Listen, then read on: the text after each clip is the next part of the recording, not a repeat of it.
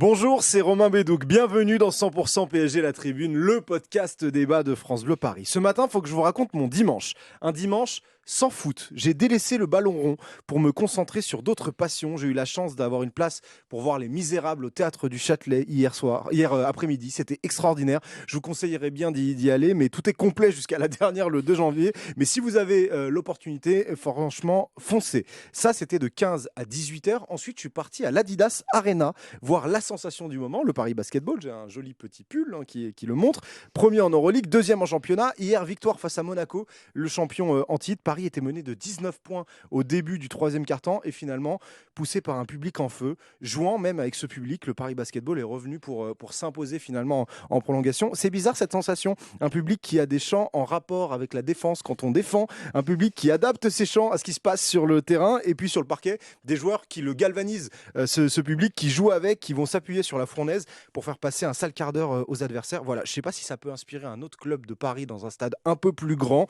Si ça aide, tant mieux. Mais mine de rien, mon dimanche, il reflète quelque chose que tous les fans et suiveurs du Paris Saint-Germain ressentent actuellement. On a besoin d'évasion. Je ne sais pas si c'est les résultats du moment, la manière de jouer, le manque de matchs en jeu, notamment en Ligue 1, où finalement c'est un peu tout ça en fait. Mais ouais, le PSG joue avec notre morale dernièrement et on a de plus en plus besoin de ces journées off, sans foot, pour respirer un peu. Alors ça n'a pas duré longtemps parce qu'en rentrant, j'ai dû regarder une interview qui m'a remis direct dedans. Il y a peut-être moyen qu'on en parle dans l'émission. 100% PSG, La Tribune, c'est parti. 100% PSG, La Tribune.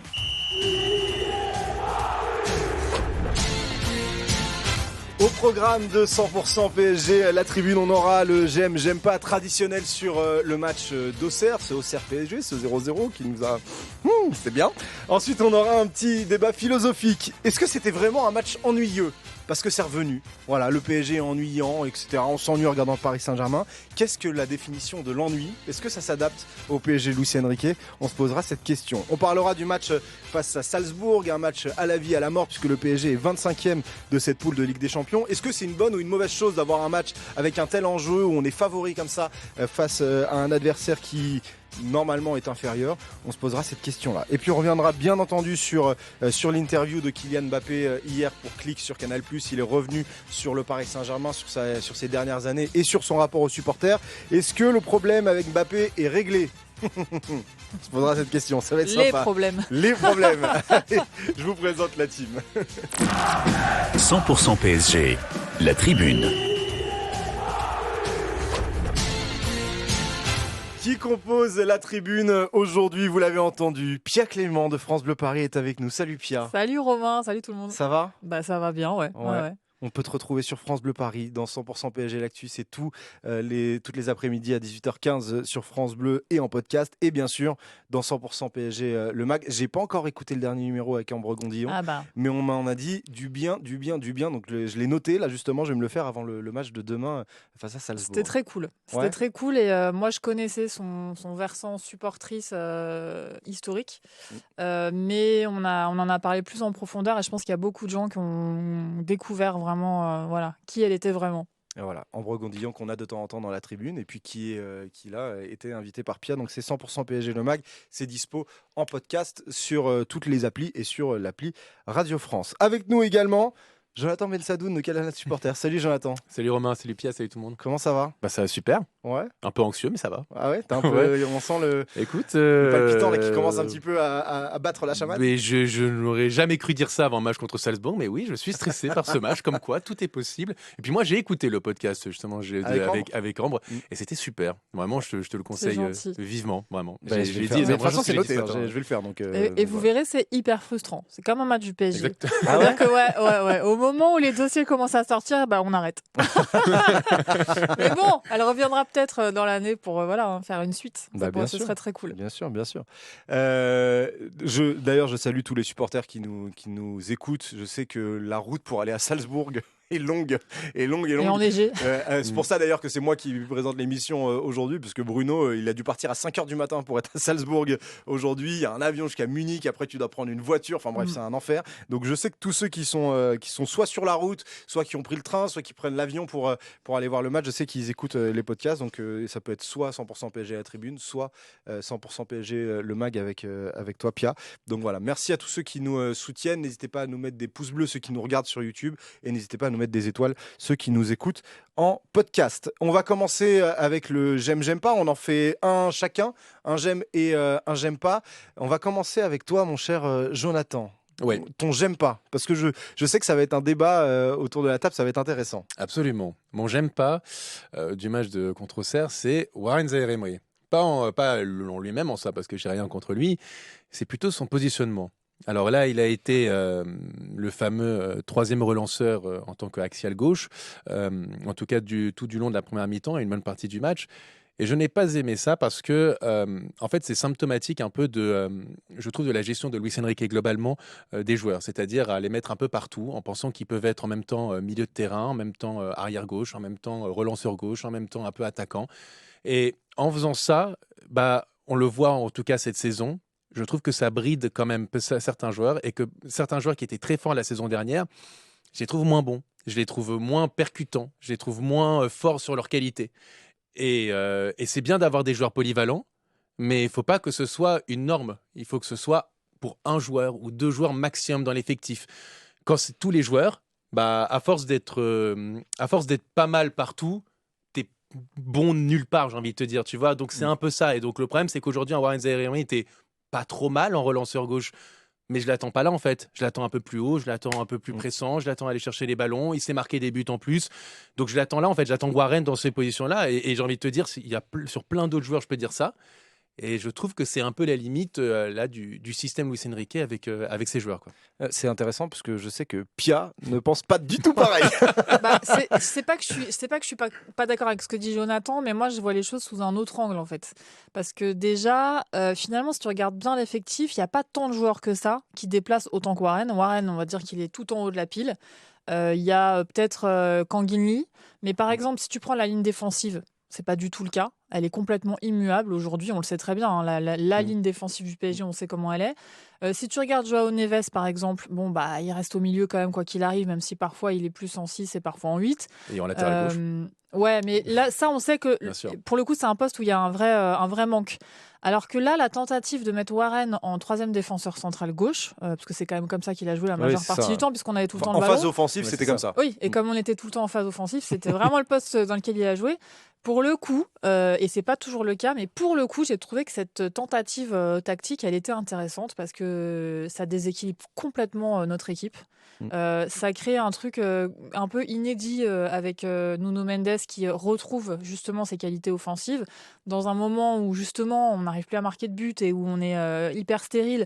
C'est quand même intéressant d'essayer de tenter un truc pour libérer Nuno Mendes, surtout qu'on peut se dire qu'à terme, c'est plutôt un rôle qui pourrait être joué par Lucas Hernandez qui est à 2 doigts de revenir et qui sera peut-être même dans le groupe pour Salzbourg. Il postule en tout cas. Voilà, donc je trouve que c'est quand même une tentative qui m'a intéressée. Et puis en plus, c'est vrai que Warren, il est du coup pas vachement mis en valeur, mais honnêtement, il y a eu 2 moments dans le match. Je crois qu'il y en a eu une en première mi-temps et une en seconde mi-temps où en fait, il a fait une percée vers l'avant verticale, ballon au pied. Et j'ai trouvé ça hyper intéressant à ce moment-là, ce qui se passait en fait. Parce donc que, il part de cet endroit-là du terrain pour faire cette percée-là. Il est parti en mode vertical et après, je me souviens plus ce qui s'est passé à la fin de l'action, mais où je me suis dit ça peut quand même être un truc hyper perturbant pour l'équipe d'en face.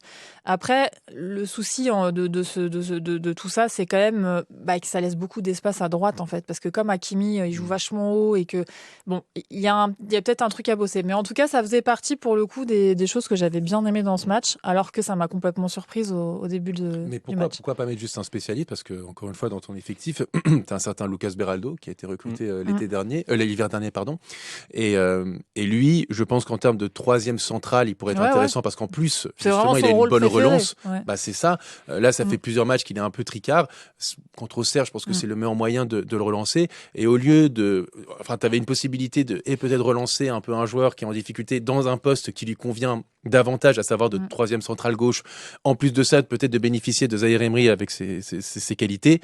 Là, en fait, tu fais un espèce de micmac où moi, j'avoue que j'ai pas été séduit, mais après les goûts, non, mais je couleurs. comprends. Non, mais c'est intéressant.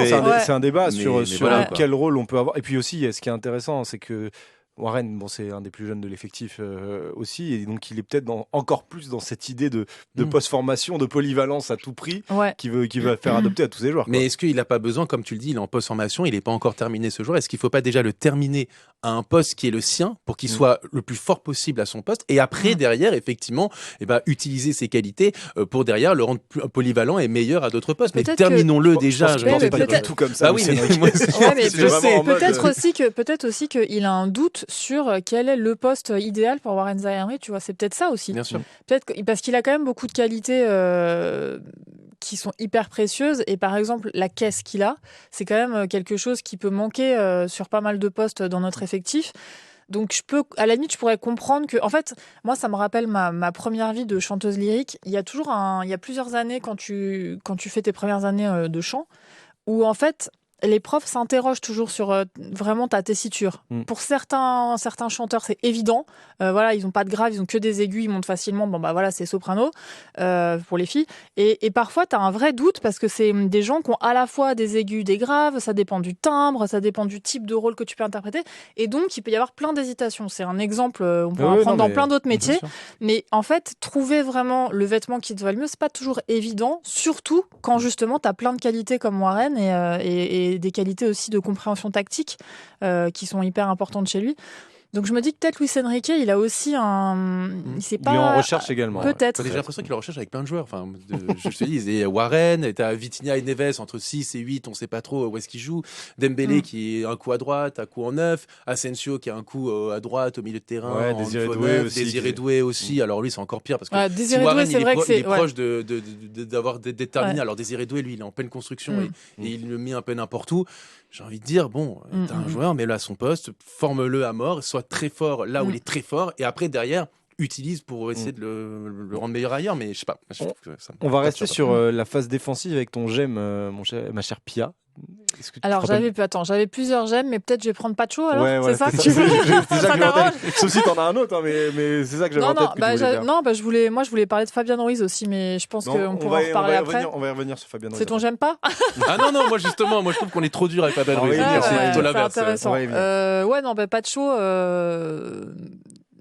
En fait, j'ai jamais, dans aucun des matchs depuis le début de la saison, j'ai jamais eu envie de le critiquer à aucun moment. Et en fait, je me suis dit, j'ai regardé l'effectif, la compo, tu vois, avant de venir, en me disant bon, j'aime pas et tout, et je me suis dit, mais en fait, on parle pas souvent de Pacho, et alors que il est irréprochable, quoi. Et honnêtement, moi personnellement, je mettrais Marquinhos aussi. Pour moi, on a vraiment une charnière centrale qui est exceptionnelle, et on le dit pas assez, je trouve. Donc, et en plus, qui pour le coup est en construction parce qu'ils se connaissent pas encore très très bien. Donc voilà, quand on aura trouvé le troisième larron parfait pour aller avec eux, si on est en défense à 3 en phase offensive, bah franchement on va être bien, quoi. Et je pense que quand Lucas Hernandez reviendra, ça peut vraiment donner un truc qui va être très très compliqué à jouer. Moi, je suis 100% d'accord. Ouais, on verra comment il adaptera, parce que c'est vrai que Lucas Hernandez, faut le mettre sur le terrain normalement. Est-ce que ça sera une solution où il y aura finalement 5 défenseurs de formation avec Nuno Mendes, Hakimi et 3 défenseurs centraux, ou alors franchement ça donne envie, hein. Ouais, ça peut être pas mal, mais c'est-à-dire que tu vires un milieu de terrain, quoi. Tu vires soit Warren, soit Vitinha, soit João Neves, soit Fabian Ruiz. Parce que Fabian Ruiz, c'est ton j'aime. En tout cas, je sais pas, c'est un j'aime, mais c'est plutôt presque un coup de gueule, parce que en fait, il faut toujours trouver un coupable. Avec le Paris Saint-Germain, c'est toujours comme ça. Il faut toujours une tête de Turc. Et Fabian Ruiz fait partie de ces têtes de Turc. Alors, je dis pas qu'il est exemple de tour proche, loin de là. Mais quand je vois son match contre Auxerre et j'ai vu les critiques, encore une fois, que j'ai pu lire à droite et à gauche, j'avoue que j'ai pas compris parce que selon moi, c'était le meilleur milieu de terrain ce soir-là. C'est celui qui essaye en tout cas de créer des différences par sa qualité de passe. Il a du déchet bien sûr, il est un peu lent, c'est clair, mais je trouve quand même que c'est un mec qui arrive toujours à te délivrer des bonnes passes. Contre le Bayern par exemple, c'est lui qui fait les 2 décalages où tu as les 2 occasions parisiennes. Contre Auxerre, c'est pareil, c'est lui, il me semble, qui fait le centre pour la tête de Gonzalo Ramos, si je dis pas de bêtises. Oui, complètement. C'est lui qui amène toutes les premières offensives dangereuses. Et je trouve qu'il a cette allure enfin, il est comme, c'est un joueur qui divise. Je trouve qu'il a un peu ce statut de tête de Turc, moi, qui m'exaspère un peu. Alors, c'est aussi pour un autre joueur, qui malheureusement, voilà. C'est Randal Kolo Muani aussi, qui lui, de toute façon, pour tout le monde, c'est un naze. Voilà. Quoi qu'on en dise, quoi qu'on en fasse, il ne faut pas l'utiliser. C'est Après, un naze. les mecs, ils n'aident pas, en vrai, parce que le face-à-face de Randal. Je suis d'accord. Même Fabien Ruiz, il en rate une à un moment. Enfin. Non, mais je suis d'accord. Mais voilà, je trouve qu'il y en a d'autres qui passent un peu entre les gouttes. Moi aussi, je trouve. Et qui prennent moins de risques. Voilà, c'est ça. Donc, pour ça que pour le coup, mon Fabien Ruiz, carrément. Là, je le dis. Mon j'aime, en tout cas. Exactement. Du Ruizien, quoi. Mon j'aime, c'est Fabien Ruiz parce que, voilà, il faut à un moment arrêter de toujours taper sur les mêmes et parfois regarder vraiment les matchs et se dire, c'est pas. Il y a du déchet, mais il y a aussi des choses bien. Et ça, il faut le mettre en avant. Et je pense que Fabien Ruiz, il a un défaut de belle gueule, entre guillemets, ou un défaut de gueule lisse. C'est-à-dire que c'est facile de taper il dessus. n'a pas Exactement. un physique et une attitude physique qui est faite pour plaire aux Parisiens. Voilà. Et il est bien peigné, il fait un peu grand dadais. C'est vrai que c'est pas le genre de joueur qui va te faire lever les foules à Paris. En plus, il a ce côté parfois, justement lent dans ses mouvements. Quand il se retourne, il peut être super lent. Mais je suis désolée, si tu regardes certaines parties de ces matchs, parce que c'est rarement pendant 90 minutes qu'il est percutant comme ça, mais certaines parties de ces matchs, et c'était le cas en première mi-temps contre Auxerre, moi je suis désolée, mais le meilleur football proposé, c'est le sien en fait. Il les passe avec des petits exters, il fait beaucoup de passes vers l'avant, alors qu'au début on lui reprochait tout le temps de faire que des passes vers l'arrière. Là franchement il est dangereux, il est inspiré. Et c'est vrai qu'il y a des moments où il est énervant, où tu as envie de lui dire mais vas-y réveille-toi, surtout quand tu vois le football qu'il a. Mais je suis d'accord avec toi, je trouve qu'il y a trop de bashing sur Fabien Ruiz et je comprends pas en fait. Et moi je me souviens, c'est un match qui m'a vraiment marqué parce que ce soir-là, je regardais le match à la chaîne L'Équipe, avant l'émission L'Équipe du soir. Et donc, j'étais entourée d'anti-parisiens sur les canapes rouges. Là, c'est un sous-sol et il y a tous les autres chroniqueurs, ils détestaient Paris, quoi. Mais vraiment, hein. Vous regarderez l'émission, le replay pour savoir de qui elle parle. Comme ça, vous saurez qui était dans l'émission. Il y en a même un moment qui dit, en plein milieu, je vous dirai dans 2 secondes quel match c'était, mais en plein milieu du match, tout d'un coup, j'entends derrière moi, putain, mais je les hais! Je me retourne, je fais, t'es un malade ou quoi? Bon, voilà. C'était juste avant un match contre Monaco, qu'on avait gagné, si je me souviens bien, 5-2, je crois, la saison dernière. Et c'est juste avant qu'il se blesse à l'épaule. Il se blesse à l'épaule, je crois, le match d'après, ou enfin vraiment très peu de temps après. Et moi, sur ce match-là, mais j'avais halluciné de ce qu'il nous avait proposé. Il marchait sur l'eau et je voyais bien qu'autour, personne n'était ému du match de Fabien Ruiz. Et j'avais vraiment trouvé exceptionnel. Après, il a eu une blessure à l'épaule. Il a été absent quelques semaines et ensuite, il a eu du mal à revenir. Et le bashing, qui s'était déjà un peu installé avant, c'est un petit peu intensifié, mais c'est dommage. Mais moi, limite, pour donner un peu mon avis, limite, je l'ai préféré la semaine dernière dans le rôle du troisième central, à la place de Warren. Parce que je trouvais que justement, on avait un peu moins de ces frasques offensives dans la surface de réparation. Et il y avait une aisance technique, un peu de projection, des passes un peu plus vers l'avant. Donc je l'avais bien aimé comme ça, je trouvais que c'était à tester. Bon, il a testé Warren là ce week-end. Je ne sais pas s'il va en tester d'autres à ce poste-là. Mais bon, s'il pouvait éviter de tester trop de trucs contre mardi. Salzbourg. Non, pas contre Salzbourg, mais en Ligue 1. Quoi. Parce que... Tu me diras, en Ligue 1, les 2 prochains matchs, c'est Lyon-Monaco. Ça va être sympa. Moi, je vais en donner aussi des petits j'aime et des petits j'aime pas. Juste rapidement, j'aime pas les matchs sans João Neves. Voilà. C'est juste ne pas avoir João Neves sur un terrain. Je trouve que c'est une des seules attractions du Paris Saint-Germain cette saison. S'il te plaît, Luis Enrique, mets-nous João Neves à tous les matchs. Et donc là, il m'a un peu manqué. Ouais, contre Auxerre, il m'a un peu manqué. Alors, c'est pas que l'histoire de João Neves. Hein, c'est que je trouvais que ça manquait de ça un peu au milieu de terrain. Ça manquait un peu d'insouciance, un petit peu de justesse dans les combinaisons, que ce soit dans le petit jeu ou même dans le jeu long à certains moments. Donc, ouais, les matchs sans João Neves, ça me rend un peu triste. Voilà. Je peux comprendre. Ouais.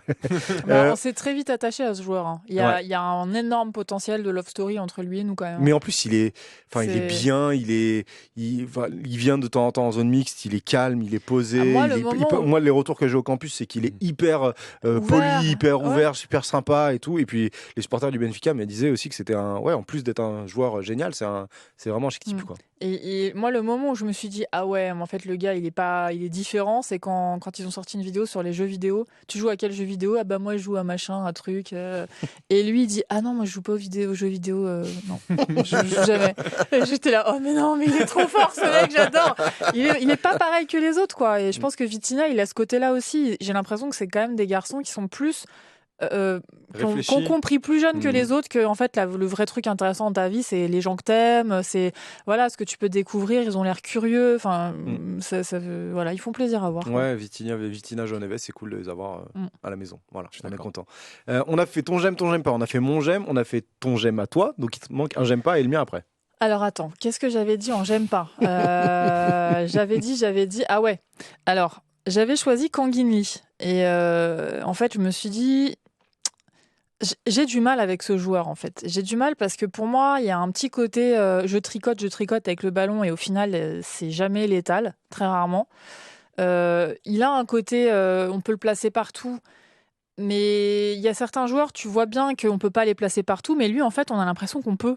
Et on voit pas, je trouve qu'il n'y a pas vraiment une personnalité forte qui émerge de son football, je parle pas de sa personnalité, voilà. Et c'est vrai que c'est un joueur, j'ai pas plus de plaisir que ça à le voir jouer. Je me souviens quand on l'a vu jouer les premiers matchs, on avait ce côté, il y avait eu tout un truc sur Twitter, c'est quoi ce poulet? On avait ce petit frisson en le voyant jouer, il nous avait étonnés. Moi, ça fait très longtemps que j'ai pas eu un petit frisson en voyant jouer Kangin Lee. Je le trouve assez peu inspiré. Et après, j'ai préparé ce j'aime pas. Puis après, je suis allée voir les notes de l'équipe sur le match contre Auxerre et j'ai vu que c'était lui qui avait la meilleure note.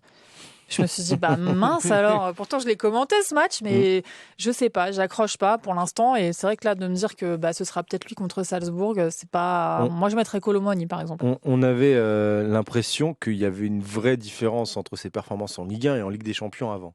Mais est-ce qu'en Ligue 1, il y a toujours ce génie-là, ce truc-là dans ce qu'il fait? Je le trouve, moi, un peu bloqué par les consignes de l'entraîneur, parce que je te rejoins assez Pia là-dessus, c'est que je trouvais qu'il avait quelque chose de rafraîchissant. Et je trouve qu'il est rafraîchissant quand tu le vois jouer, vraiment libéré, quand il est... parce qu'il a quand même sa qualité technique, il a une belle patte gauche.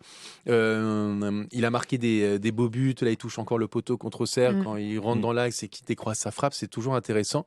Mais je trouve que dans son rôle un peu de... comment dire, on va dire de soldat un peu laborieux, voilà, qu'aime mettre en place Luis Enrique visiblement. Et je trouve qu'on perd un peu de sa qualité et de vraiment de la créativité du ballon qu'il a. Je pense qu'il a quelque chose vraiment d'intéressant.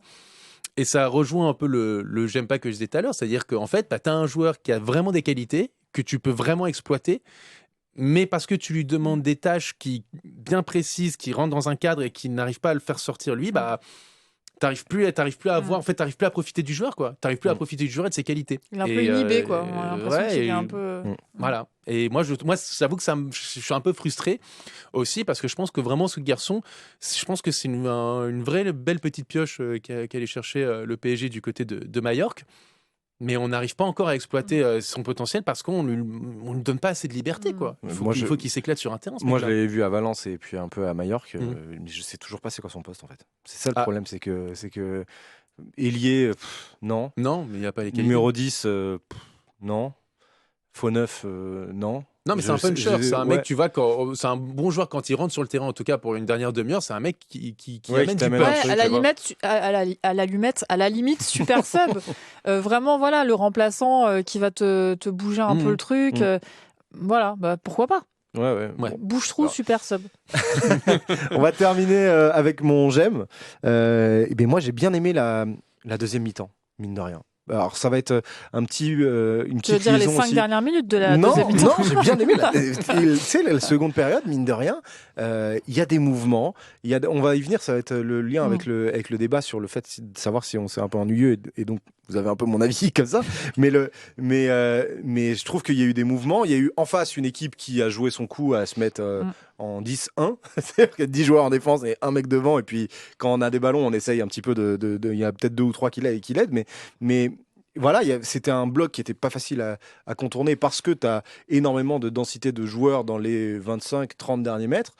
Et il y a quand même eu des occasions franches qui sont issues de mouvements collectifs avec des décalages qui font qu'il y a un mec qui est face au gardien ou pas loin et qui rate finalement son occasion. Et donc, je trouve que dans le tapage sur le PSG de dire c'est chiant, on s'embête et tout, regardez, ils n'arrivent pas à marquer.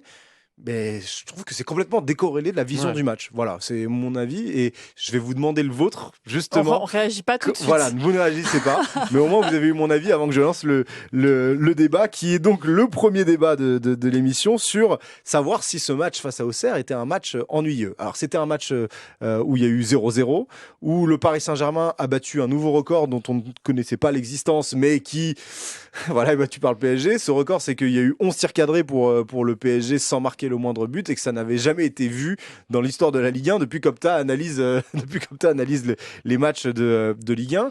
Bon, est-ce que ça a été un match vraiment ennuyeux ? C'est la question que je vous pose et j'aimerais bien que ceux qui nous regardent également, notamment sur YouTube, ou ceux qui sont en podcast, on peut mettre des commentaires aussi sur les podcasts, n'hésitez pas à nous répondre vous aussi, savoir si vous êtes ennuyé devant ce match face à Auxerre. Je vais commencer par toi, Jonathan. Est-ce que c'était un match ennuyeux ? C'est presque là, il faudrait rentrer presque sur des considérations tactiques. Est-ce que c'est le jeu de Luis Enrique qui est ennuyeux ? Parce que le match qu'on a vu contre Auxerre, c'est à peu près le même qu'on voit contre Nantes et qu'on voit depuis le début de la saison. La vraie question, c'est est-ce qu'on s'ennuie devant le jeu de Luis Enrique ou pas ? Moi, personnellement, c'est un jeu qui ne me touche pas. Le jeu de possession, le ronronnage comme ça, avoir beaucoup le ballon. Alors tu peux le faire avec effectivement peut-être des ailiers qui sont plus hauts, qui peuvent te permettre de créer du déséquilibre et tout. Sauf que Luis Enrique veut un équilibre absolument parfait. C'est-à-dire qu'en même temps, ils veulent garder le ballon sans non plus trop créer de déséquilibre en défense pour pas se faire prendre dans son dos. Mais le souci, c'est qu'il n'a pas assez de joueurs créatifs au milieu de terrain, en milieu de terrain ou en attaque pour à eux seuls créer justement ces différences et donc percer des lignes défensives qui sont chez les adversaires très basses où il y a beaucoup de joueurs. Donc moi c'est un jeu qui ne me plaît pas. Personnellement, j'avoue, ce jeu d'avoir 84% de possession de balle contre Nantes, là plus de 70% encore, surtout pour qui la plupart du temps ça ne se passe pas grand-chose malgré tout. Moi, je suis pas fan personnellement. Voilà. Est-ce que je me sens, et donc ça répond à la question, est-ce que je me suis ennuyé ? J'ai envie de te dire, la question pour moi, elle est même pas là. C'est est-ce que je m'ennuie devant ce style de jeu du PSG ? J'avoue un peu. C'est pas un style de jeu qui me plaît. J'aime pas ce style de jeu. Préfère avoir un style de jeu plus spectaculaire. Et je trouve qu'on manque quand même de spectacularité, excuse-moi, c'était un peu dur, devant ce Paris Saint-Germain cette saison, quoi. C'est ça qui est intéressant avec le débrief du match d'Auxerre, c'est presque un débat plus global sur la vision de notre coach. Après, je donnerai aussi d'autres éléments, mais est-ce que toi, ça t'ennuie ? Est-ce que tu t'ennuies en regardant les matchs du PSG ? Alors, moi déjà, pour moi, on ne peut pas du tout mettre dans la même case le PSG Nantes et le Auxerre PSG. Pour moi, c'est pas du tout le même match. J'ai commenté les deux, donc dans la même configuration les deux, c'est-à-dire moi je suis en studio et Bruno Salomon est au stade et on commente le truc à deux. Je suis pas du tout sortie dans le même état. Après le PSG Nantes, j'étais vraiment en colère en sortant, mais vraiment en colère, c'est-à-dire que je trouvais ça honteux de proposer ce genre de football. Une demi-heure avant la fin du match, vers la 60e, Bruno il a dit à l'antenne Pia, aujourd'hui on va dépasser les 1000 passes. Et c'est rarissime, hein, donc il l'a tout de suite senti en fait. Et plus le match avançait, pire c'était, et plus on s'endormait, et plus on était en colère. Donc pour moi, le match de contre Auxerre, ça n'a rien à voir. C'est pas du tout. J'avais pas du tout les mêmes sensations. Pour moi, vraiment, ce que je retiens du match contre Auxerre, c'est pas l'ennui, c'est la frustration. C'est vraiment le coitus interruptus. Vous lancez dans des trucs lundi matin aussi. Non mais lundi matin. Non mais il y a vraiment un côté, tu fais l'amour et en fait non quoi. À chaque fois tu t'arrêtes juste avant la fin et en fait ça rend fou. Ça rend fou. Bien. J'ai l'impression. Mais non mais c'est vrai. Non mais c'est cool. Bruno il me laisse l'émission, il est trucs comme ça qui sont dit, c'est génial. J'adore. Ouais. Un petit peu de latin, ça fait pas de mal. Oui, hein. voilà. Voilà. Oui parce que comme c'est en latin ça passe mieux. Ouais, allons-y, pourquoi pas. Non mais il y a vraiment un côté qui je sais pas qui rend fou quoi. Et honnêtement, pendant le match, j'entendais la musique du commentaire de Bruno et en fait, il montait beaucoup plus dans les aigus que d'habitude et beaucoup plus souvent, c'est-à-dire que dès qu'il y avait une action, il disait c'est pas possible. Et moi, j'étais mort de rire dans le studio parce que je ressentais la même souffrance que lui et c'est vrai que ce côté frustrant, il est horrible, mais pour moi, il est pas plus inquiétant que ça. J'étais franchement en colère après Nantes. Là, non, là, je me dis, bon, Donovan Léon, il a fait 11 arrêts, c'est pareil, c'est un record. C'est le match de sa vie, hein. Ouais, il a eu 10, record, 10 dans l'équipe. Ouais, c'est un record. Non, c'est un record sans encaisser de but. Ouais. Non, mais bon, c'est donc quand même un record, quoi. Donc, il y a eu quand même beaucoup d'actions. Je trouve que le jeu était quand même plus vertical. Il y a eu plus d'idées. Voilà, pour moi. Alors, est-ce que tu as pas eu cette impression? Parce que je trouve que le match d'Auxerre et de Nantes sont les mêmes matchs, mais opposés. C'est-à-dire que la première mi-temps contre Nantes est quand même sympa, puisque tu as beaucoup d'occasions aussi. Tu as encore un gardien et la deuxième qui est horrible. Ouais. Et là, j'ai eu l'impression contre Auxerre que la première mi-temps était aussi soporifique, où il ne se passait pas grand-chose. Et la deuxième, où là, effectivement, tu as plus d'occasions. Et peut-être que tu as moins ce ressenti-là, parce que tu finis sur une touche où tu as eu des jeux, tu as eu des occasions. Mais non, mais même en première, tu vois, parce que c'est moi, ce qui m'a. Parce qu'en première, la première mi-temps, là, contre Auxerre, à part la tête de Ramos. J'ai pas beaucoup d'occasions en tête. Dans mi-temps, il y a 7 tirs 4 cadrés pour le PSG. Mais c'est quoi les tirs 0,35 XG. Donc à part la tête de Ramos, il n'y a pas grand-chose. Il n'y a pas grand-chose. La tête de Ramos, on va dire que c'est le truc le plus proche d'un but. C'est ça. Mais il y a quand même, dans mon souvenir, et notamment justement sur des actions qui sont lancées par Fabien Ruiz, il y a quand même plusieurs moments où je me dis, pas mal, cette action, elle est pas mal. Il y a un but refusé, je crois. Peut-être ça aussi. Tu sais, on contre-attaque à un moment... oui, il s'est refusé assez rapidement. Il y a quand même un check de la VAR. Mais je crois que c'est en première mi-temps, ça aussi. C'est justement Fabien Ruiz qui décale bien Barcola, en contre-attaque. Exactement. Ouais.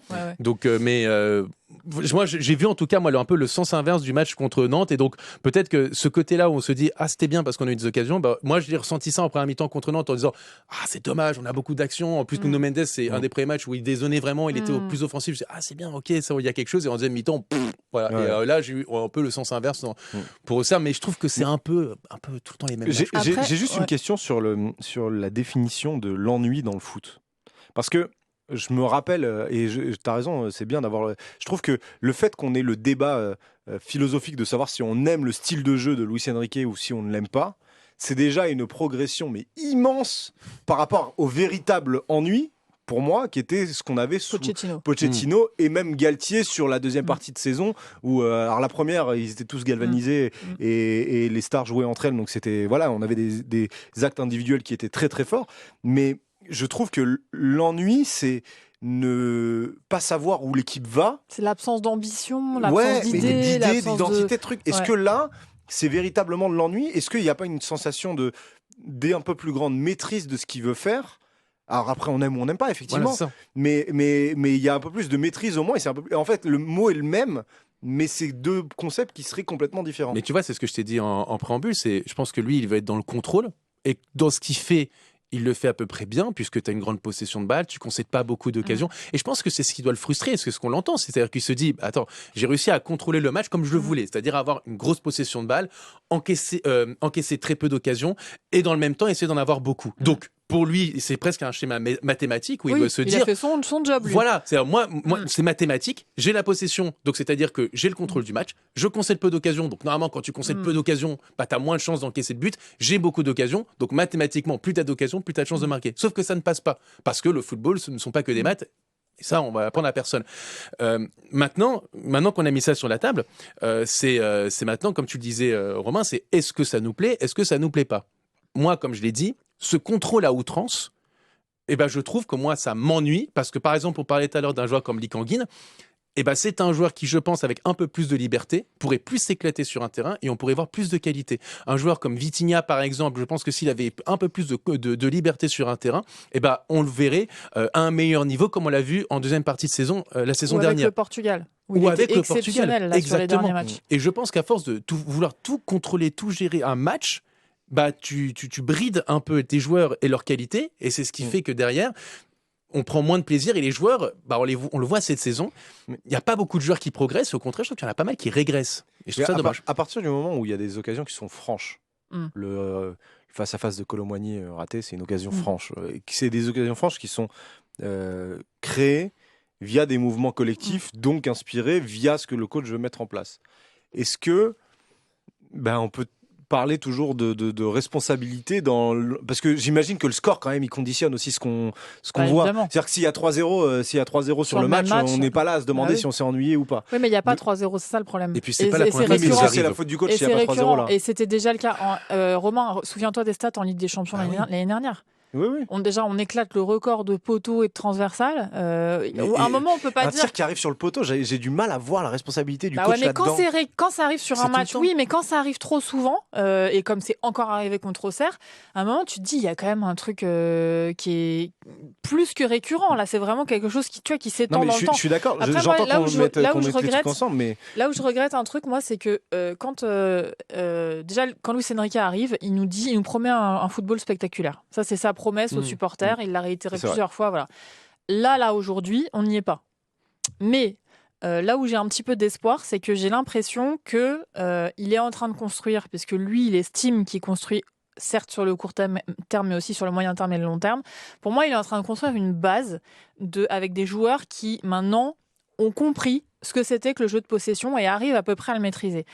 Ce que j'espère, c'est qu'il va recommencer comme il l'avait fait la saison dernière. Il va recommencer maintenant à mettre dedans du jeu de transition. Parce qu'il y a eu des matchs l'année dernière où, en fait, enfin, on commençait à avoir les deux dans le même match. Et là, ça devenait vraiment génial. Moi, c'est vraiment, pour le coup, un football où à la fois, tu gères la possession. Tu peux apprendre à et en subir même temps, pour être fort en transition. Et en même temps, tu es capable d'éclater toutes les lignes avec des actions verticales. Tu sais comment on appelle ça, Pierre ? L'équipe d'Espagne championne d'Europe.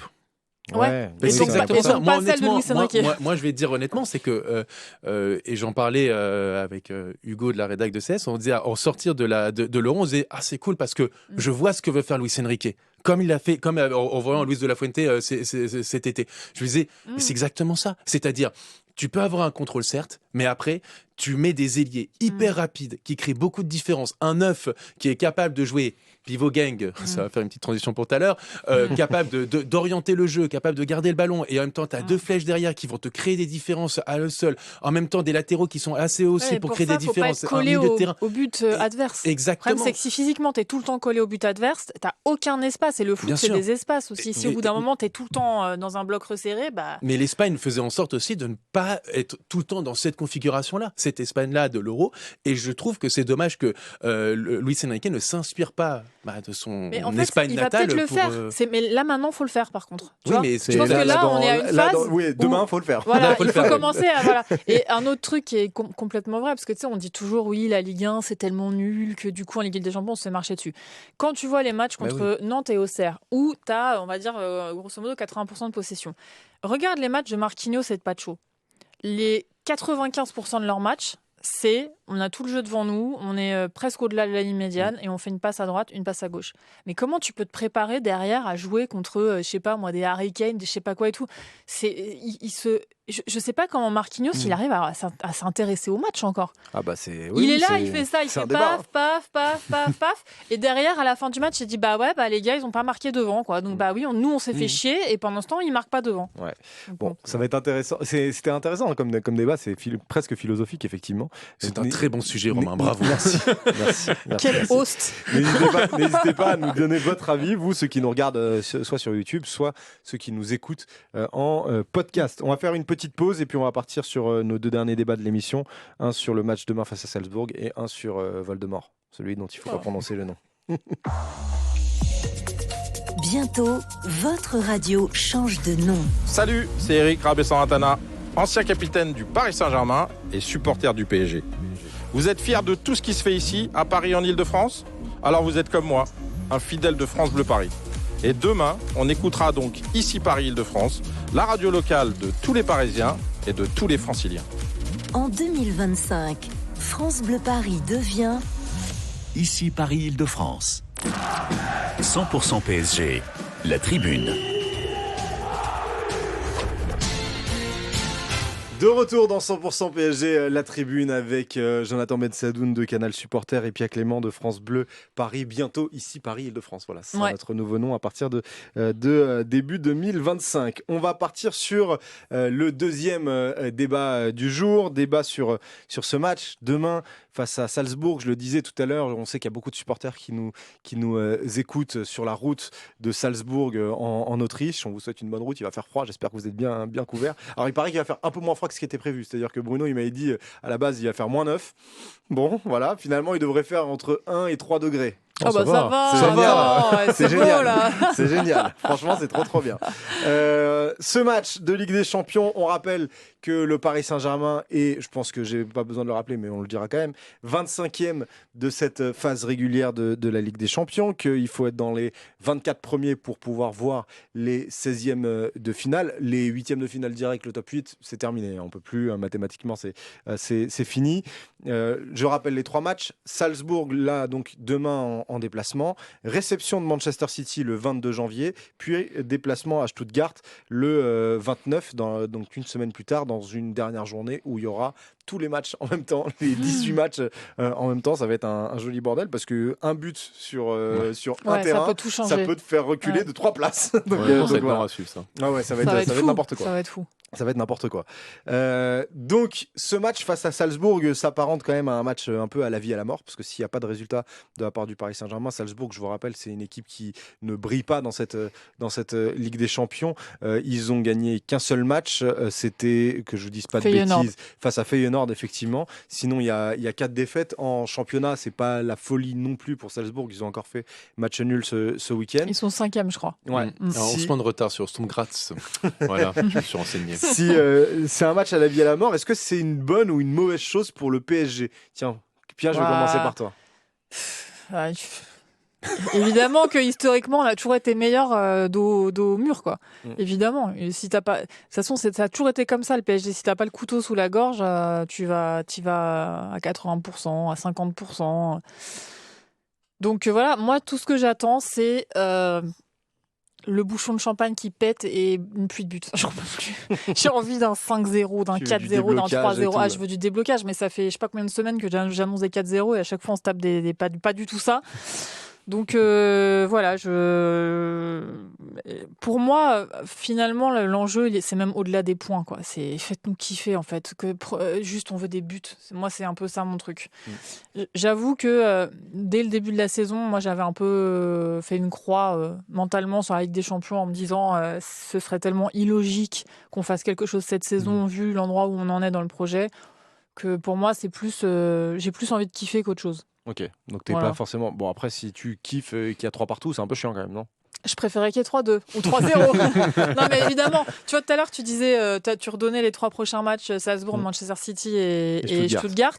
Et rien qu'en entendant ces 3 noms, j'ai eu des papillons dans le ventre de flip en me disant, punaise, imagine, ça le fait pas, quoi. Donc, mais bon. Mais c'est vrai quand même que ma priorité aujourd'hui, sachant que le match est demain, c'est vraiment qu'on sorte de cette frustration, parce que pour moi ça devient vraiment pénible, quoi. Jonathan, est-ce que c'est une bonne ou une mauvaise chose de jouer ce match qui s'apparente à un match à la vie à la mort? C'est une mauvaise chose, parce que j'aurais voulu que ce soit un match tranquille où Paris soit déjà assuré d'être dans le top 24, ce qui aurait dû être le cas. Donc moi j'avoue que je n'aime pas voir les matchs sous pression et effectivement ce côté à la vie à la mort. J'aime bien regarder les matchs en étant tranquille, moi, en n'étant pas stressé. Ah ouais? Ouais, pas moi. Moi j'aime bien quand c'est comme ça. Moi je déteste ça. Moi j'aime bien justement là à la Luis Enrique. Bon, voilà, je maîtrise. Quand on est trop large, tu vois, en Ligue 1, quand on a 10 points d'avance. Hein. En vrai là en ce moment je prends. Hein. Ouais, vraiment. Moi aussi, tu vois. Et puis même être tranquille en Ligue 1, enfin entre guillemets être un peu stressé entre Ligue 1, entre la première et la deuxième place, c'est bien, mais entre la 25e et la 24e place de la Ligue des Champions, j'avoue que je suis moins fan, on va dire. Donc, non, mais écoute. Ce côté dos au mur, tu y crois ou pas? Non, parce que l'année dernière, contre Dortmund, on était dos au mur en demi-finale, on l'a pas fait. Même en phase de poule la saison dernière, Paris était dos au mur contre Newcastle. Ils ont fait un match nul un peu miraculeux sur un penalty à la 96e minute, assez généreux, on va dire. Et le match d'après, où ils étaient aussi dos au mur, il fallait absolument gagner pour être premier. Ils n'ont même pas gagné, ils ont fait match nul. C'est parce que Milan a fait le taf à Newcastle que Paris s'est qualifié. Donc, j'avoue que je n'ai pas une grande confiance. Mais après, je me dis... je vais tout à fait essayer d'être le plus rationnel possible et dire c'est pas possible. Paris ne peut pas ne pas gagner contre le RB Salzbourg, 5e de championnat autrichien, 3e pire défense de la Ligue des Champions, 3e pire attaque de la Ligue des Champions, à 11 points de retard sur Sturm Graz, ils sont pris 4-0 par Brest. Enfin, si le PSG n'est pas capable de battre le RB Salzbourg, enfin, messieurs, rendez vos crampons, ne jouez pas les 2 derniers matchs, et c'est terminé, on passe à autre chose. Parce que là, honnêtement, je ne peux pas imaginer que le Paris Saint-Germain, mais sans même parler, comme tu disais, Pia, des 4-5-0, mais juste gagner contre le RB Salzbourg. Enfin, il faut se rendre compte quand même. Enfin, non, mais c'est clair. C'est l'ogre. C'est-à-dire que, je rappelle le parcours en Ligue des Champions. Il y a une seule victoire, je l'ai dit, c'est face au Feyenoord, 3-1. Et sinon, c'est 4 défaites, mais les 4 défaites, c'est donc 3-0 au Sparta Prague, 4-0 à domicile face à Brest, 2-0 à domicile face au Dynamo Zagreb, et 5-0 ils ont pris au Bayer Leverkusen lors de la dernière rencontre. Enfin, là, si t'arrives pas à gagner ce match-là... La différence de but doit pas être ouf. Ils sont en moins 12. C'est sa 3e pire défense de la Ligue des Champions. En 5 matchs, ils ont pris 15 buts en 5 matchs, donc ça fait 3 par match. Donc bon, voilà, c'est un peu... Je te dis, ils gagnent pas, messieurs. Voilà, Bradley Barcola, Gonzalo Ramos, Vitinha et consorts. Rendez vos crampons, merci, au revoir. Non, mais gravissime. Non, mais vraiment, là, pour le coup, c'est un peu délicat de dire ça parce que c'est quand même la Ligue des Champions. Mais là, faut ouvrir les yeux 2 secondes. Quoi. Je sais que tu es de naturel un peu optimiste. S'il y a mauvais résultat, tu crois encore ou pas? Avec City qui reste. Avec City et Stuttgart. Et Stuttgart là-bas. En plus. Dans la journée du n'importe quoi. Non, là, pas forcément. Après, ça dépend vachement des résultats des autres. Plus, les copains, on est non, mais c'est pas ça, Romain. C'est pas ça. C'est que comparé à d'autres années, je suis pas. Si tu veux, il y a des années où on avait une équipe qui pouvait gagner la Ligue des Champions. Pour moi, mais peut-être, je serais très heureuse, peut-être que je me trompe. Pour moi, cette année, on n'a pas une équipe qui peut gagner la Ligue des Champions. Je suis désolée, il y a beaucoup d'équipes. On a une équipe pour être dans le top 24, non? Oui, bien sûr. Mais là, tu me dis, t'y crois qu'on gagne la Ligue des Champions? Non, je crois à la Ligue des Champions, ça va pas, quoi. Non, vraiment.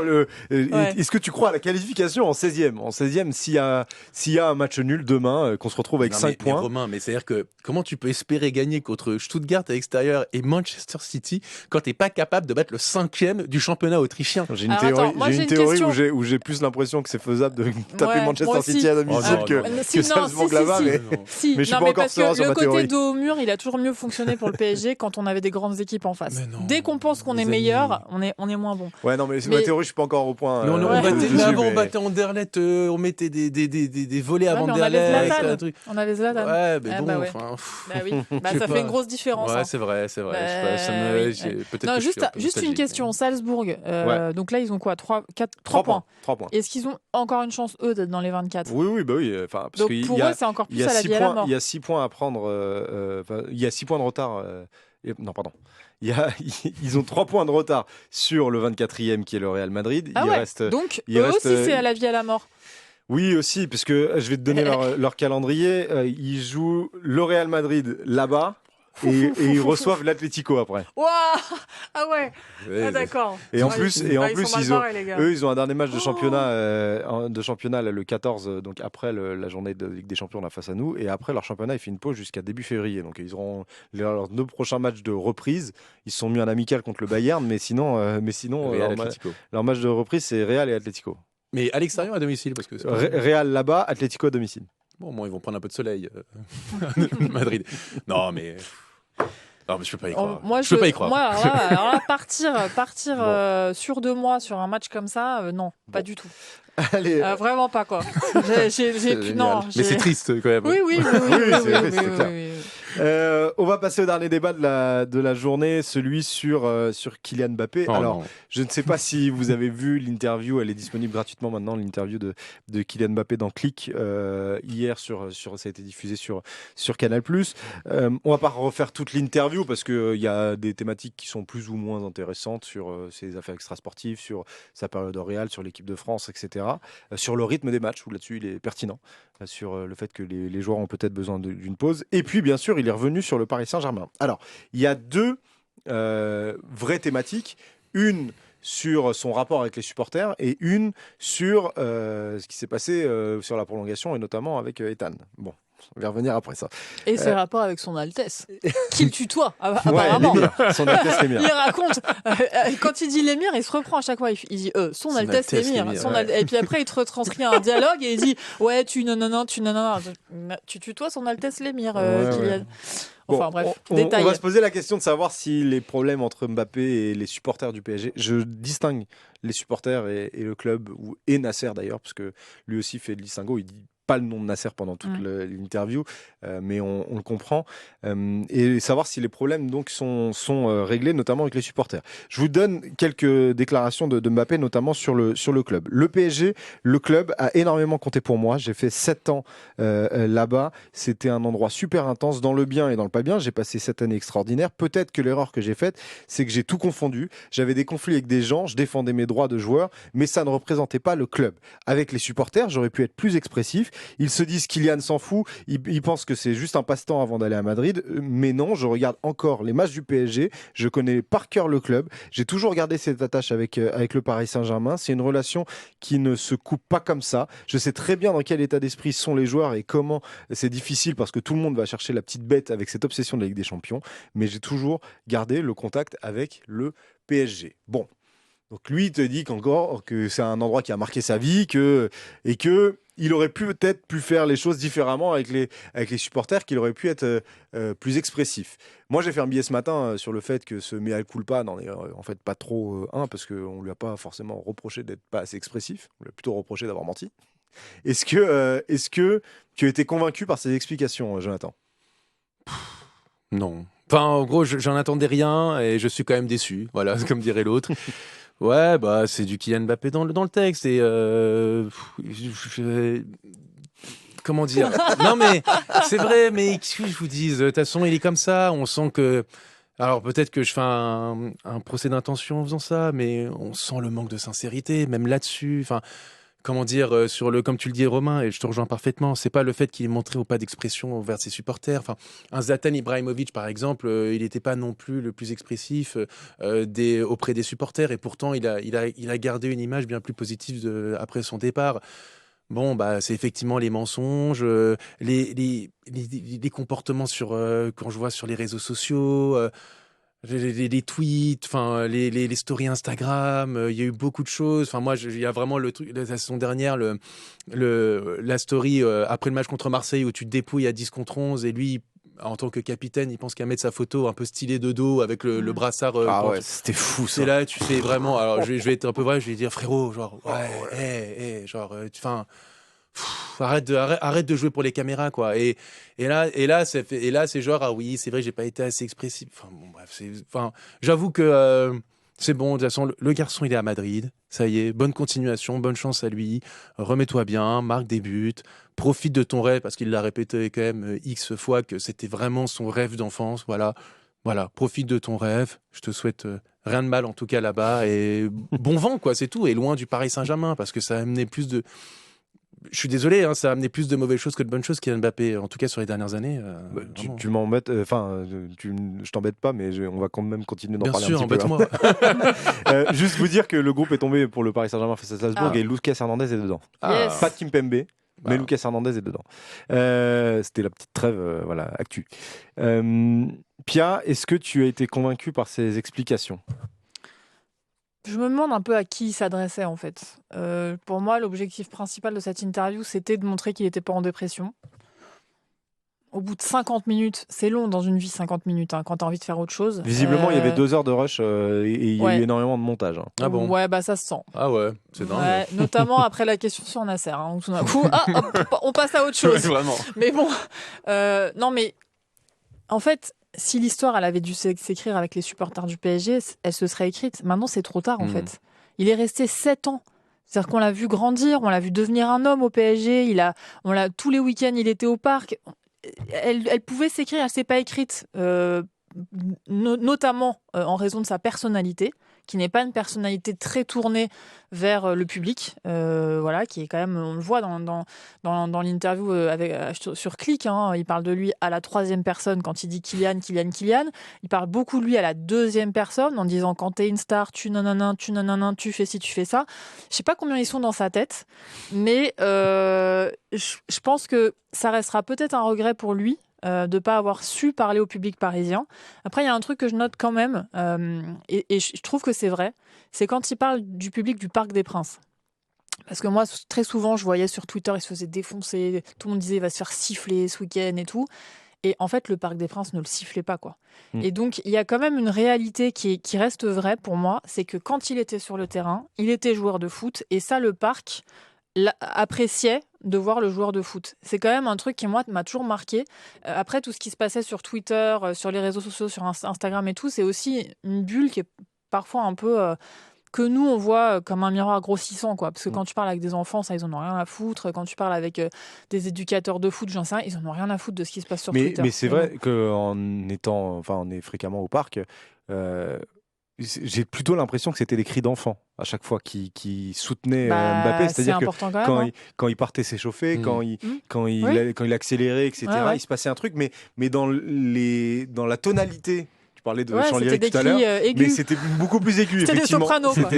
C'était beaucoup plus enfantin. Je ne sais pas si vous le sentez tous comme ça, mais c'est vrai qu'il y avait un vrai amour entre les enfants. Il y a un truc entre les enfants et Kylian Mbappé. Ça, c'est sûr. Et le fait est que c'est vrai qu'il n'a pas été lourdement sifflé par le Parc. Non. Ça a été rare. C'est vrai, t'as raison. C'est une réalité, en fait. Et ça, on l'oublie vachement parce qu'il y a tellement d'insultes sur les réseaux sociaux que ça passe un peu. Mais lui, en tant que joueur, quand il était au Parc, c'est-à-dire sur le terrain, il n'était pas tant sifflé que ça. Donc, c'est aussi une réalité qu'il faut garder à l'esprit, je trouve. Mais bon. Est-ce que tu penses qu'il aurait... Enfin, j'imagine que tu penses qu'il aurait pu mieux faire les choses, mais surtout, comment il aurait pu mieux les faire, notamment sur sa fin d'aventure. Est-ce qu'il y avait un moyen de faire mieux les choses? Parce que lui, il dit j'avais des conflits avec des gens, je défendais mes droits de joueur. Alors, effectivement, là-dessus, il était en fin de contrat, c'était son choix et son libre choix d'être en fin de contrat et de partir sans rien laisser au Paris Saint-Germain. Mais est-ce que c'était ça qui lui était reproché? Moi, je pense que c'est son manque de sincérité. Encore une fois, ce qu'on disait tout à l'heure, c'est que même quand il y avait les conflits autour de Messi et Neymar, je l'ai jamais vu vraiment monter au front, les défendre. Quand il y a eu justement plein de soucis comme ça, je l'ai jamais vu en fait. J'ai toujours vu se cacher, se barricader derrière des excuses plutôt que d'assumer ses responsabilités. Quand tu vois l'élimination contre le Bayern de Munich, la première chose qu'il dit en conférence de presse, c'est de toute façon, je l'avais dit pour mes jours de la Ligue des Champions, je vous avais dit qu'on avait une limite, la limite elle est là. Moi, voilà. Et en fait, c'est ça qui frustre aussi les gens, c'est de dire qu'en fait, ça manque d'humain, quoi. Ça manque d'humain et je trouve que c'est toujours extrêmement, et c'est à l'image de ce que tu disais, Pia, sur le discours face à Mouloud Achour, c'est tellement centré sur lui-même. Tout est toujours centré sur lui-même. Et je me demande comment est-ce qu'on a même pu lui donner le brassard de capitaine, que ce soit en équipe de France ou au Paris Saint-Germain, parce que pour être capitaine, il faut être tout l'inverse. Il faut être un leader, il faut être quelqu'un, justement, un phare qui va, où les mecs qui vont aller derrière avec toi et qui vont te suivre derrière toi. Alors lui, il dit qu'on lui a donné, qu'il n'a rien demandé. Non, mais à côté de ça, il marche sur Hugo Lloris aussi. Ouais, parce qu'en sous-texte, en gros, il critique Lloris sur son capitanat. On demandait des choses. Moi, je l'interprète pas trop comme ça. Il dit qu'on demandait des choses. On lui demande des choses qu'on ne demandait pas à Lloris. Ouais, mais il dit, et à l'époque, personne le critiquait. Et il a deux doigts de dire, alors que bon, c'était un capitaine de merde. Franchement, c'est ça qu'il dit entre les lignes. C'est vraiment ça. Moi, personne ne donnait les pénaltys non plus. Moi, je le comprends plus, genre en mode Lloris. Bon, effectivement, Lloris était un capitaine qui ne faisait absolument pas de vagues. Il risquait pas de créer des problèmes avec ses conférences de presse, ça c'est sûr. Et donc lui, on lui en demande plus, quoi. Mais parce que t'en veux plus aussi, c'est ça le problème avec Kylian. T'en demandes plus et après tu t'étonnes quand t'en demandes plus. Moi, il y a un truc quand il dit au PSG j'ai tout mélangé, c'est peut-être ça le problème. Pour moi, le problème, c'est que c'est vrai, c'est ça le problème, mais le problème, c'est qu'il s'est mélangé lui-même avec le PSG. En fait, il a complètement dépassé le cadre dans lequel il était censé être, à savoir le cadre d'un joueur cadre de l'effectif. Ça c'est ce qu'on lui demandait, en fait. Il a dépassé ce cadre et en fait, il est devenu, lui et peut-être ses proches aussi, ils ont débordé un peu partout de leurs prérogatives, de leurs fonctions. Ils étaient super interventionnistes, etc. Et en fait, si tu te mets d'un point de vue hyper égocentrique, tu te dis ouais, c'est bien, tu défends tes droits, tu veux pas lâcher, machin. Mais en fait, il y a un club autour, il y a des supporters autour, il y a des salariés autour. En fait, il y a un moment, tu peux pas que raisonner avec tes droits, tes nanana, ton dû, ce que t'as fait, nanana. Ça revient à ce que tu disais, Jonathan. C'est vraiment ultra auto-centré, quoi. Et sans parler de ce qu'il dit sur Ethan. Ah bah alors justement, mais quel enfer il y a un dernier truc sur quoi tu disais, et je veux rebondir là-dessus, c'est tu disais hyper interventionniste. Mais on pense aux 2 dernières années. Mais moi, je me rappelle juste, ça fait 2 ans qu'il est au club. Il sort en plus d'une élimination piteuse contre Manchester United où il est pas au niveau. Et au trophée UNFP, il débarque en disant je veux plus de responsabilité. Non, mais... Ici ou ailleurs, il avait dit même. Ici ou ailleurs. Tu vois, c'est déjà en fait. Et il avait. Après coup, peu importe qu'il ne regrette pas. Il avait à peine 10, il avait même pas 20 ans, je crois, quand il fait ça. 21 ans. Voilà, alors juste sur Ethan, ce qu'il a dit, et puis on termine l'émission là-dessus. Il a dit Ethan n'avait rien demandé. Son Real Madrid à lui, c'était le PSG. Ce que représente le Real pour moi, c'est son rêve de gosse, c'était le PSG. Mais indirectement, c'est moi qui lui ai enlevé ça. Enfin, c'est pas moi, mais je l'ai ressenti comme ça. Je m'excusais tout le temps auprès de lui. Il me disait non, ce qu'ils t'ont fait, moi, je veux pas rester. À un moment donné, je lui ai même dit si vraiment ça te pèse, je prolonge encore et tu restes et on reste ici ensemble.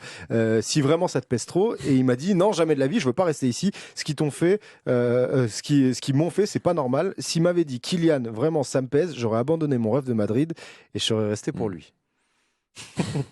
Mais là, moi je suis Ethan, j'ai envie de lui péter les dents en fait.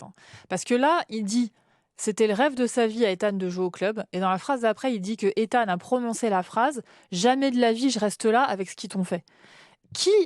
Qui l'a autorisé à dévoiler publiquement dans une émission qui va être regardée par des millions de gens ce que pense Ethan en fait? Ethan, c'est ton frère, en fait, c'est pas ton objet. Ethan, il a sa propre vie, il a son propre parcours. Ethan, il va réussir sa vie de footballeur. Ethan, il était aimé de tout le monde au centre de formation, autant sur le plan du foot que sur le plan personnel de la personne. En fait, Ethan, il n'a pas besoin que tu viennes lui savonner la planche et le mettre dans la sauce par rapport à son club de cœur, en plus, alors que tu viens de dire que c'est son club de cœur, et tu le mets dans la sauce en disant qu'il a dit « jamais de la vie, je resterai ici ». Mais en fait...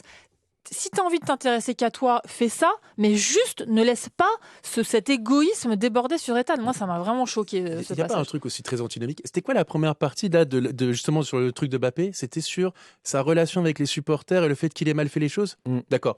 Donc dire ça va arranger les choses avec les supporters et les amoureux du club. De dire, moi je voulais pas rester, mais si je serais resté, c'est que pour toi. Moi, mon rêve, c'est le Real Madrid. C'est certainement pas le PSG. Si je reste, c'est vraiment que pour toi. Mais ça, c'est vrai que ça, c'est vraiment arranger les relations avec les supporters. Tout est antinomique. Tout est, c'est un tissu de mensonges. C'est tout. Je suis désolé. Surtout, le départ a été repoussé en 2022. Le départ a quasiment été... Pour moi, grosse erreur. Sûr, déjà. Quand quelqu'un veut partir, tu le laisses partir et puis voilà. Le départ a été arrangé à l'été 2023 pour l'été 2024. On y croit. Si Ethan il avait dit vas-y viens on reste un an de plus, il serait resté. Mais non, sérieux. Je doute pas je ne doute absolument pas de l'amour fraternel qu'il y a entre Kylian et Ethan. Ah non, bien sûr. C'est absolument pas le débat. Bien sûr, parce qu'il y a eu des remarques. Oui, mais non, en fait, vous pouvez pas comprendre. Il aime son frère. C'est logique de faire passer son rêve avant le sien, etc. C'est ce que dit Mouloud Achour. Oui, d'ailleurs, oui. Il va dans son sens. Il dit moi aussi j'ai un frère, j'aurais fait comme toi. Mais il a fait quoi en fait? Il l'a pas fait. Il n'est pas resté. C'est pas sûr, donc, mais bon. voilà. Je pense qu'on ne pourra pas faire mieux pour terminer. Exactement. Pour terminer, mais c'était peut-être le dernier débat qu'on avait sur Mbappé et le PSG parce que. Tu crois vraiment à ça? Je dis peut-être. Moi, j'espère que c'était ma dernière chronique ce matin sur Mbappé. Parce que j'en ai marre de faire des chroniques sur Mbappé. J'en ai ras-le-bol. Mais en fait, le problème, c'est qu'il donne des trucs, t'es obligé d'en parler. Il se fout de ta gueule devant toi. Bref. Allez, c'est la fin de cette émission. Voilà, c'est la fin donc de 100% PSG La Tribune. Merci à Pia Clément de France Bleu Paris. Merci à Jonathan Bensadoun de Canal Supporter. On peut vous retrouver sur vos différents réseaux, que ça soit en podcast avec Pia sur France Bleu Paris dans 100% PSG L'Actu. C'est tout à l'heure à 18h15. À 18h15. Et puis bien sûr en podcast dans 100% PSG Le Mag. Et puis Canal Supporter, c'est la chaîne YouTube, mais c'est aussi le site. C'est les réseaux sur TikTok, sur Insta, partout. Voilà. Vous êtes partout si vous voulez avoir de l'actu sur le Paris Saint-Germain, c'est plutôt pas mal. Merci à tous ceux qui nous ont regardés, qui nous ont suivis. Les prochains rendez-vous avec le PSG. Bon, donc on a 100% PSG l'actu tout à l'heure et 100% PSG le billet demain matin.